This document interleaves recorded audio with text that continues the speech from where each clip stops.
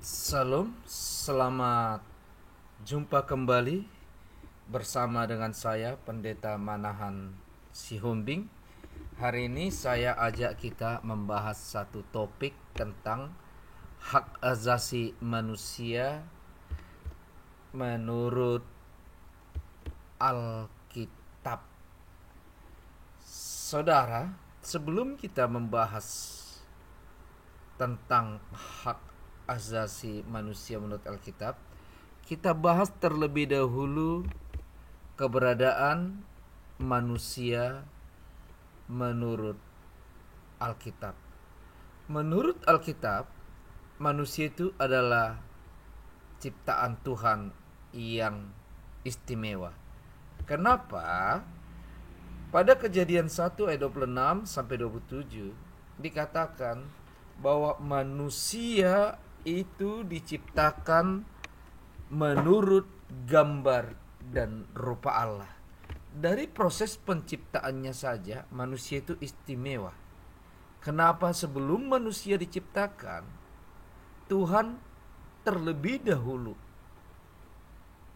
mencetuskan rencananya dengan pernyataan, marilah kita menciptakan manusia menurut gambar dan rupa kita. Selanjutnya, rencana menciptakan itu bukan hanya dibuat dengan cara berfirman sebagaimana ciptaan lain, tetapi Tuhan membentuk manusia itu langsung dengan tangannya sendiri dari debu tanah, dan sesudah dibentuk Tuhan sendiri hembuskan napas hidup yang dari Dia kepada manusia, sehingga ketika Tuhan menciptakan manusia di tengah-tengah dunia ini, ada kemampuan-kemampuan yang dibagikan langsung dari Allah kepada manusia. Yang kedua, kepada gambar dan rupa itu Tuhan berikan mandat untuk memenuhi dan menaklukkan bumi. Dengan kata lain, Tuhan tempatkan manusia di tengah-tengah dunia ini sebagai penguasa alam. Dan yang ketiga, bahkan Daud karena begitu kagumnya melihat siapa manusia itu, dia berkata bahwa manusia diciptakan hampir sama dengan Allah, dan bukan hanya diciptakan hampir sama dengan Allah, kepada manusia juga diberi yang namanya mahkota kemuliaan dan kehormatan. Dengan kata lain, Daud mau berkata, kita ini manusia ini adalah ciptaan yang mulia, ciptaan yang terhormat, dan seharusnya kalau kita diciptakan begitu luar biasanya, kita harus benar-benar mengerti, menghargai arti dan keberadaan kita sebagai manusia. Dan selanjutnya, kepada manusia yang diciptakan istimewa itu, Tuhan berikan juga kemampuan-kemampuan istimewa. Apa saja itu? Yang pertama, Tuhan berikan kepadanya kemampuan berpikir. Dan oleh karena itu manusia itu dikatakan adalah makhluk berpikir atau Homo sapiens. Dan melalui kemampuan berpikirnya, manusia punya kemampuan berkreasi untuk menciptakan alat-alat, sehingga manusia itu disebut Homo faber. Dan melalui kemampuan berpikir ini, manusia senantiasa mampu mengimbangi tantangan-tantangan yang dihadirkan oleh zaman. Dan di tengah tantangan itu, manusia senantiasa bisa mencari solusi. Salah satu contoh adalah di masa pandemi seperti ini, yang seharusnya kegiatan belajar tidak bisa dilaksanakan sebagaimana biasanya, tapi kita lihat begitu banyaknya muncul aplikasi-aplikasi yang memungkinkan manusia bisa belajar dengan sistem daring seperti sekarang. Dan kepada manusia juga diberi kemampuan berperasaan. Ketika kita menyakiti hati orang lain, sekalipun orang lain tidak mengatakan hatinya sakit, sesungguhnya kita mampu merasakan apa yang dirasakan oleh orang lain. Demikian juga kita. Ketika kita melihat seseorang, sesungguhnya kita tahu bagaimana cara untuk menyenangkan dia, apalagi orang itu sudah dekat kepada kita. Gambar ini cukup merepresentasikan perasaan apa yang ada pada mereka, sekalipun bukan mereka yang berkata. Anda sebagai ciptaan manusia istimewa yang diberi kemampuan istimewa dapat menceritakan kira-kira apa yang dirasakan oleh kedua orang ini. Dan yang ketiga adalah kemampuan berkehendak. Dan kehendak itu adalah kehendak bebas atau biasa disebut dengan free will. Dan kehendak inilah yang sebenarnya sering sekali disalah artikan oleh manusia dalam memperkatakan hak azasinya. Di sini saya beri satu ilustrasi gambar tentang Adam dan Hawa saat hendak jatuh dalam dosa yang diceritakan di Kejadian 3. Saya percaya sesuai dengan narasi Alkitab, saat si ular menggoda si Hawa, dengan kemampuan berpikirnya Hawa benar-benar masih ingat dan tahu jelas bahwa Allah melarang mereka memakan buah pengetahuan yang baik dan yang jahat.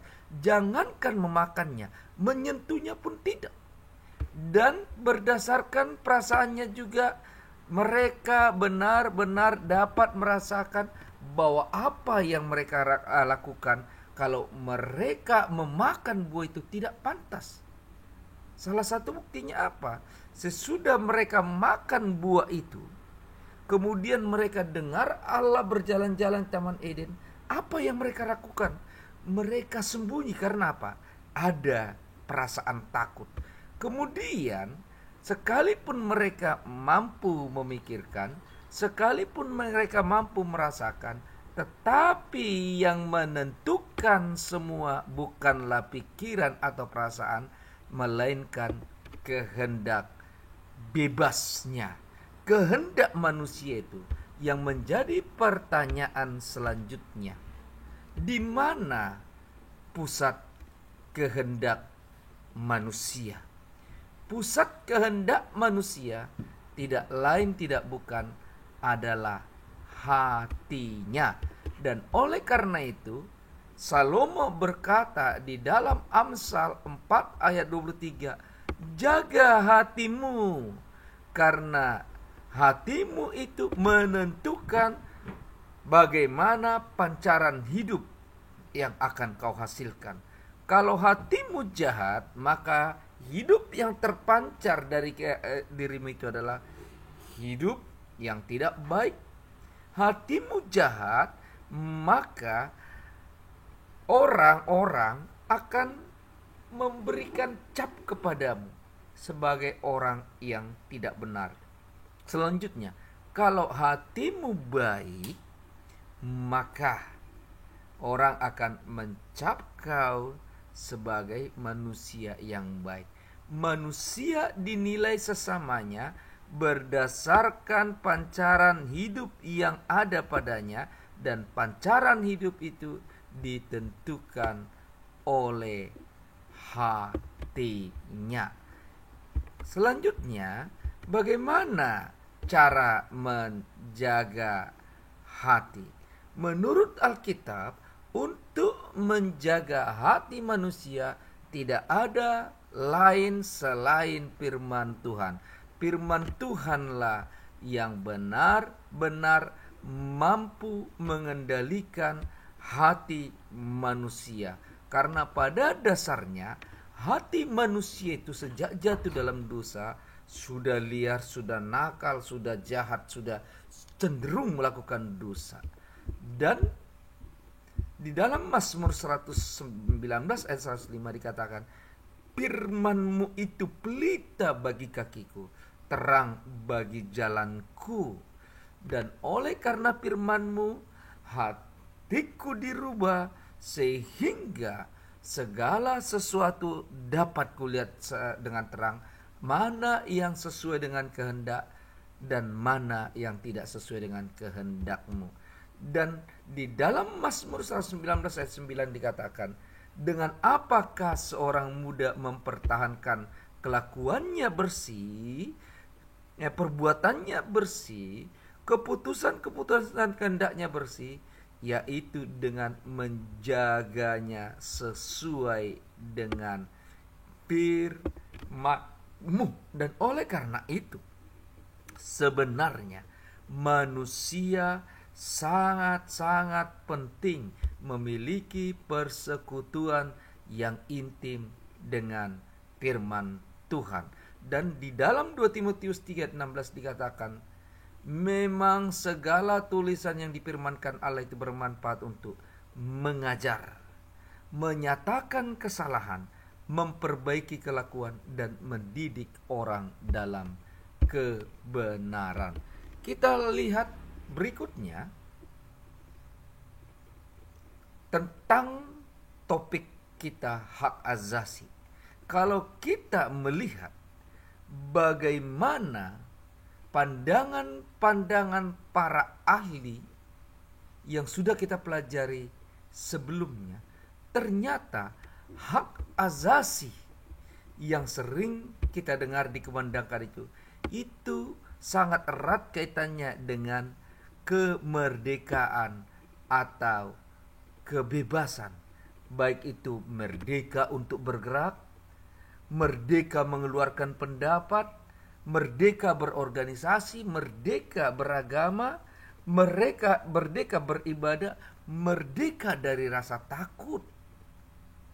Tetapi saudaraku, sebenarnya saya mau katakan, sejak manusia jatuh di dalam dosa, kemerdekaan ideal manusia itu sudah hilang. Makanya kejatuhan manusia ke dalam dosa itu sesungguhnya berdampak negatif sekali terhadap manusia. Yang tadinya manusia tidak terikat oleh dosa, tidak terintimidasi oleh dosa, tidak tercemari oleh dosa, tetapi sejak manusia jatuh ke dalam dosa, maka ada satu ikatan yang membuat manusia sering tidak merdeka. Kemerdekaan atau kebebasan manusia yang alkitabiah, pertama, kebebasan atau kemerdekaan manusia tidak terlepas dari peraturan. Tuhan berkata waktu Tuhan menciptakan manusia di Taman Eden, menempatkan manusia di Taman Eden, ini Kejadian 2 ya, Kejadian 2 ayat 16 sampai 17, maafkan saya ya. Kejadian 2 ayat 16 sampai 17.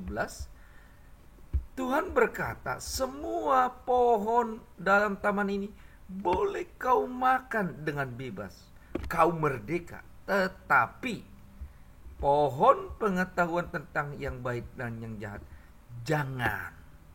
Ada batasan. Dengan kata lain, kebebasan atau kemerdekaan itu bukan berarti kebebasan atau kemerdekaan yang tidak tanpa batas sama sekali. Tetap ada batasannya.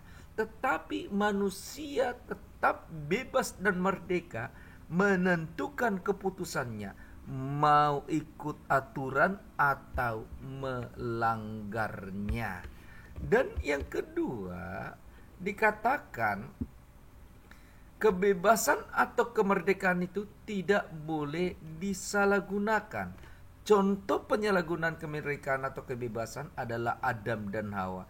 Ketika kebebasan atau kemerdekaan disalahgunakan, maka ada konsekuensi. Dalam Galatia 5 ayat 13 dikatakan, saudara-saudara, memang kamu telah dipanggil untuk merdeka, tetapi janganlah kamu menggunakan kemerdekaan itu sebagai kesempatan untuk berbuat dosa.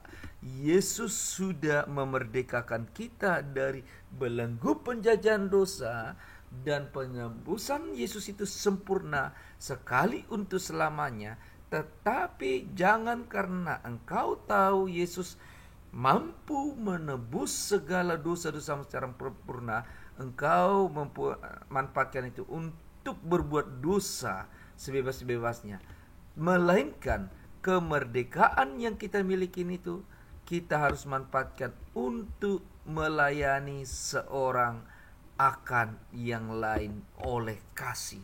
Yang tadinya kita sering sekali tidak bebas mengekspresikan kasih kita, karena di sana masih ada iri, dengki, cemburu. Kasih kita sering sekali kita tenggelamkan, dan kasih kita sering sekali tidak muncul ke permukaan. Sekarang merdekakan dirimu, lepaskan kasih itu kepada siapapun dan dimanapun.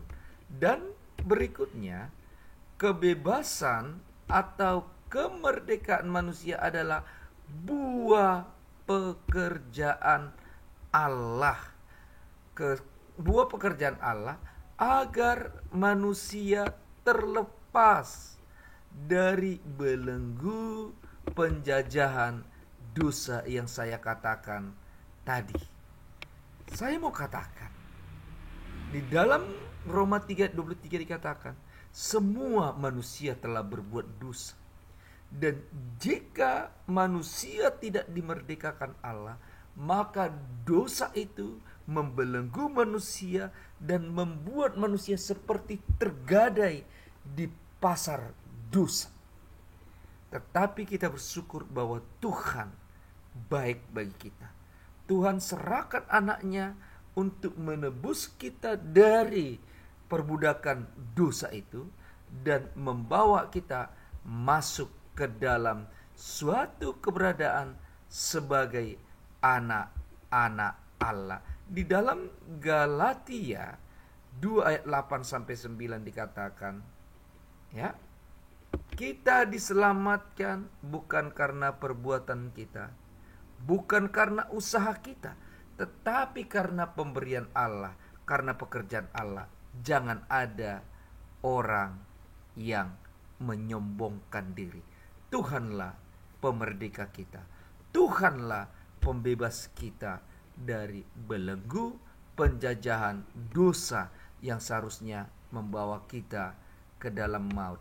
Dan yang keempat, kebebasan atau kemerdekaan manusia adalah kebebasan untuk menghasilkan buah roh atau buah kebenaran. Yang tadinya buah-buah yang lahir dari hidup kita itu adalah buah-buah kedagingan, buah-buah keinginan yang sering membuat kita rusak, membuat kita kehilangan damai sejahtera, membuat kita mencelakakan hidup orang lain, bahkan mencelakakan diri kita. Sekarang kita menjadi berkat kepada siapapun dan dimanapun. Buah roh itu adalah kasih, sukacita, damai sejahtera, kesabaran, kemurahan, kebaikan, kesetiaan, kelemah lembutan, dan penguasaan diri. Kita menjadi berkat bagi Tuhan, bagi sesama, dan bagi diri kita sendiri. Yang terakhir, kebebasan atau kemerdekaan manusia adalah kebebasan untuk ambil peran sebagai hamba Allah, untuk menjadi rekan kerja Allah di tengah-tengah dunia ini. Di dalam 1 Petrus 2 ayat 16 dikatakan, hiduplah sebagai orang merdeka. Bukan menyalahgunakan kemerdekaan untuk menyelubungi kejahatan, tetapi hiduplah sebagai hamba-hamba Allah. Hamba-hamba Allah itu punya satu ciri. Mereka merdeka. Mereka jauh dari intimidasi. Mereka jauh dari rasa ketakutan. Karena hamba-hamba Allah adalah orang-orang yang sangat mengerti akan artinya integritas diri. Orang-orang yang berusaha hidup bersih. Orang-orang yang berusaha hidup sesuai dengan apa yang diperkatakan dan memperkatakan apa yang sebenarnya. Jadi dari penjabaran-penjabaran di atas, ternyata kemerdekaan atau hak asasi yang dimiliki manusia yang langsung datang dari Allah sesungguhnya tidak boleh disalahgunakan manusia untuk hidup sesuka hatinya. Di dalam menjunjung tinggi hak asasinya, manusia harus benar-benar mengerti bagaimana Allah berkehendak terhadap hidupnya, agar melalui kesadaran yang demikian, manusia yang diciptakan Allah itu tidak akhirnya merenggut hak asasi orang lain yang diberikan Allah kepada mereka. Kiranya Tuhan memberkati kita. Kiranya Tuhan membuat kita semakin bijaksana di dalam memahami bagaimana seharusnya kita mempergunakan hak asasi, kemerdekaan atau kebebasan yang dikaruniakan langsung dari Allah kepada kita. Biarlah kemerdekaan dan kebebasan yang diberikan Allah itu kita manfaatkan sebebas-bebasnya, semaksimal-maksimalnya untuk bisa menjadi berkat.